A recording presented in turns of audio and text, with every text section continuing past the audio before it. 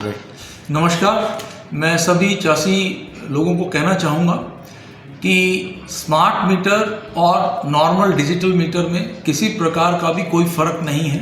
Smart meter केवल remotely उसको communication होता है रीडिंग पढ़ने के लिए।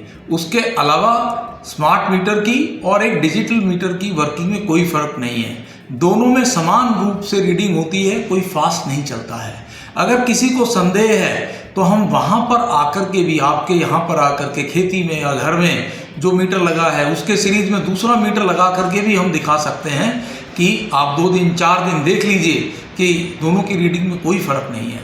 तो मेरा आपसे ये कहना है कि मीटर्स को ना खोलें।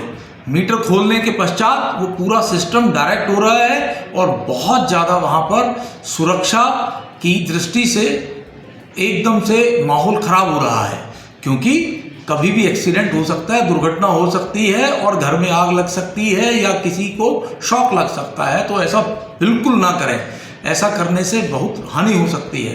तो मैं पुनः एक बार आपको कहना चाहूँगा पूरी जिम्मेदारी के साथ कि मीटर एकदम से विश्वसनीय है और एकदम ठीक है, एक्यूरेट है, सटीक है।